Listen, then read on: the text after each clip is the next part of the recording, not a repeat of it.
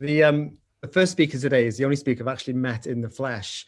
So our first foray into IoT and smart town started about 2 years ago when we had a conference here in MSPAC. We had a delegation from Microsoft coming to Anglesey and who set us on our way. They also were kind enough to leave a LoRaWAN gateway to play with, the first on the island, and we have many more since then. So thank you, Microsoft, for that. So among the delegation was David Veryard, who is the senior accounts executive with Microsoft. Before Microsoft, David worked with Cardiff Council, Siemens, and even the Welsh Government. So David's talk today is about the basics of IoT to set us on our way. So on that, I will transfer the reins over to David. Diolch yn fawr, thank you.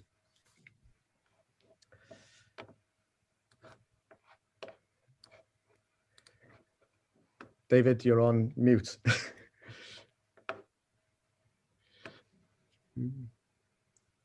Hello, is that better? Yes, I can hear you. Over to you.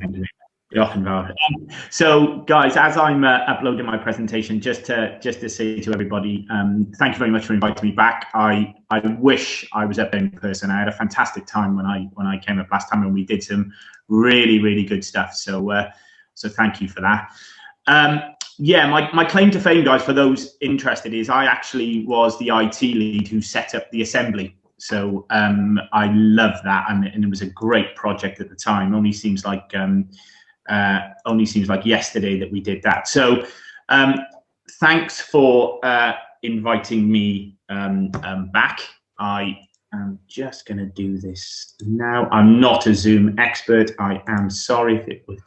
So first of all, guys, thanks for inviting me back. So I think I know I've only got 10 minutes, and I start this slide with really hoping not that you're going to see about Microsoft, but you're going to give me a small degree of sympathy, because only having 10 minutes to talk about this stuff, realistically, you can see that I could have picked many presentations around IoT.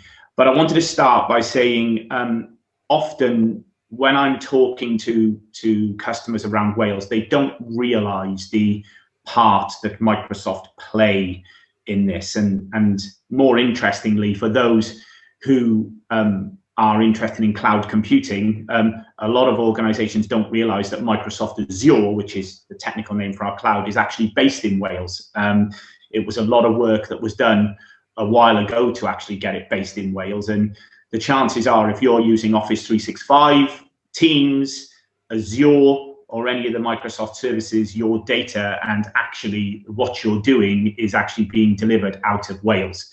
So I'll start with this, hoping to get a degree of sympathy that we are one of the leaders, and literally I'm only going to scratch the surface today with other people picking this up. So I think the first thing to do with anything like this is define that when I talk about the Internet of Things, we talk about realistically, and we all have a clear definition of what I'm talking about, because having come from a technical background, I'm very conscious that a lot of people use terminology in a way. As an ex-techie, I often used it in a way to confuse. I think today it's starting to become more defined as people get more and more used to IT. You know, I have a 7-year-old son who's homeschooling right now, and he, you know, moves around his machines like you wouldn't believe. And I think he was born to do it. But when I talk about the Internet of Things, this is really what I'm going to be talking about today.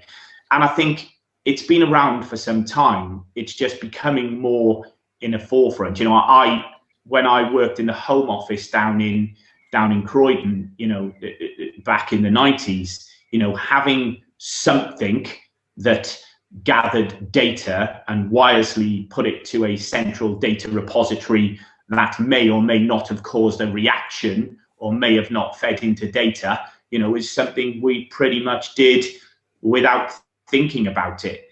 It's only now as this stuff becomes smaller, faster, cheaper, that it's becoming really an option for most industries. And I'm hoping as I move through this presentation, I'm going to start with a couple of weird things. When I was putting this together, you know, we all know about lifts, right? We all know that lifts are constantly monitoring what's going on and feeding back to lift companies and you know, saying, "Ooh, this isn't working well," or "I'm not doing this as quick as I can. Maybe you need to come and do some preventive maintenance and fix something so the lift's not out of action." But actually, when I look around organizations today, and I've been fortunate enough to travel the world with my job, you know, there are some weird things out there now that people are using the Internet of Things for. And I was always taught to kick off with something a little bit weird in a presentation. So did you know now that most hotels have got what they call Internet of Things beds and blankets, where if it detects bed bugs, it actually releases something that drives the bed bugs to the left-hand corner leg where it traps them, and allows mattresses to last a lot longer. And if you want to know the company, I can tell you. Nappies for children are now fitted, if you go to the right company, to alert you to when they need changing. And as you can see, when you're getting down to that level, that an item like that is cost effective enough to have something in it that can alert something that can cause a reaction, then I think we can safely say that the opening statement that I made around personal and business possibilities being endless is actually very, very true. So when it comes to cities, though, and towns, which I think is really where a lot of this is coming from, I'm seeing more and more of this. And I know we're going to touch on digital twins, so I'm not going to go there. But what I'm seeing as I go around Wales now is when businesses, councils, and private sector organizations are planning, the Internet of Things and the ability to harness data, which is realistically what this is all about, is now becoming as in the forefront of their minds, just as much as, you know, the employees it's going to take on, the buildings it's going to place itself in, the tech that it's going to, you know, define. Because ultimately, when you look at what this is about, it really is about allowing businesses, councils, people to really collate data on whatever it is they're doing from whatever items they are doing to collect their data from, and then make decisions based on that data. And the more organizations do this, then the more they can start to predict what an outcome will be should something happen. So I know, for example, organizations across Wales have smart parking spaces. There are not a lot, but ultimately they can have that built into phones, or they can have that built into cars to direct a car or a bike to a space that's free. And the more they know people utilize this in order to their parking in a city, the more that organizations will then invest in that technology. And it doesn't just stop at parking, right? You know, I mean, when you look at the Internet of Things, you know, ultimately it's gonna take hold in all sorts of areas. You know, I talk to the stadiums in Cardiff about, you know, lighting. I talk to banks about, you know, they're now monitoring, you know, people's opening hours and spending habits. Schools, restaurants, you know, starting to talk now about the types of, you know, just-in-time replacement of their food to reduce food waste. You know, and the more and more this starts to become built into everybody's thinking, the more organizations are then going to A, gather the data on that, and B, make really, really good business decisions that are hopefully going to be better for the outcomes of that city, but also, you know, address some of the things around food waste, you know, and the climate, and all sorts of areas that we today feel really strongly about. So I'm conscious that, you know, when it comes to time, so I want to move on to this one now, which realistically is a slide I really like, that really talks about how the roadmap of organizations move from what they may see as not utilizing the Internet of Things to an organization that really, or a country that really is going to make their business decisions on these things, where they literally start an edge gateway. Really, I look at, you know, the technology of the cloud. So you will start to gather your data. You will take that to a cloud, which usually is a source for you to hold, harness, and, you know, manipulate your data. You then look forward what it calls telemetry dashboards, which realistically gives you intelligence. You know, we are putting these in all the time. And if we take a specific thing like COVID, you know, we're putting this in now for multiple organizations around Wales, where they can actually gather data on illness or on vaccinations. And that is being manipulated with algorithms into, you know, creating the right dashboards that people can then make better management decisions. Now, the more we have that, then you can start moving into the predictive element, where you can say, well, we know that if this happens, then we can do this, or if this happens, then we can do that. Now, when you've got that, you then move into cognitive or automation. And for those developers amongst us, one of the first things we ever learned was something called if then else. And what that did was really allow things like bots, or if you like, automation of technology to happen. So I'm now, this is the area that we're seeing more and more public sector organizations, specifically across Wales and specifically across towns now, starting to talk to us, where they don't necessarily need human intervention to make a decision. They can gather the data, they can automate decisions, and then those decisions can be made based on the data and allow a trigger or an action to happen. And the main way they're connecting that is by sensors or connectors, all linking up to the cloud. Collectively, we're calling the Internet of Things. So I'm conscious that I started with the weird.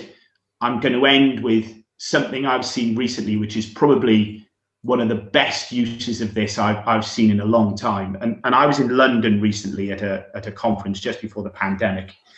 And I don't know how many people go to their doctor and check in, but I saw some technology that's already with us that effectively sits above your check-in space of the doctors and monitors the lines and the contours and the colors of your face.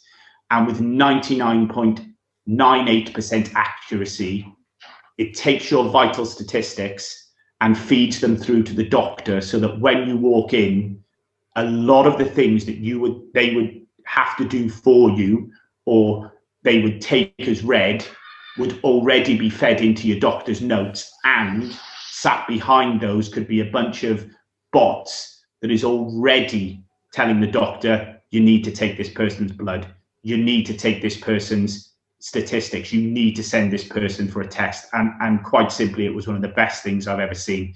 And the data then is fed in, used to trigger, and used to prevent a bunch of actions. So I'm conscious that's my 10 minutes. Was that okay? Was there anything particularly anybody wanted to ask? Thank you, David. Fascinating. And Geraint, I think from ATRA, the Housing Association, made the comment that roadmap is very useful. Recently, I had a conversation with a local council, and they were very excited by AI and the potential of AI to influence potentially visitor behaviour, because somewhere like Anglesey, it's very busy in some areas and very quiet in other areas. Could we use AI to move people from one area to the next? And the challenge for us, sometimes you want to excite people and show them what the possibilities are, but also to be realistic in how you get there. So if I could ask you one question in terms of where would you start? If you had to deploy one IoT device in a town to maybe win hearts and minds, what would the IoT device be? Oh, what a brilliant question. If it's Cardiff, where I'm coming from, mate, it would definitely be traffic management, because quite simply, you know, getting people around is one thing. But I'll be really honest with you. I really would, if I was in a town like Anglesey, I can honestly say I would look to do something to get people excited about it. You know, it's really, a lot of stuff these days is pretty bread and butter, right? But when we had a similar issue in the Assembly where visitor numbers were key and democracy was key and things like that. But what we did is we started implementing things to get people in and get them excited. Now, once you get them in and get them excited, now we had some HoloLens and 3D goggles, and we would, superimpose what the Bay looked like years ago, and kids could see what it looked like and not make Parliament so boring for kids who are 7 or 8.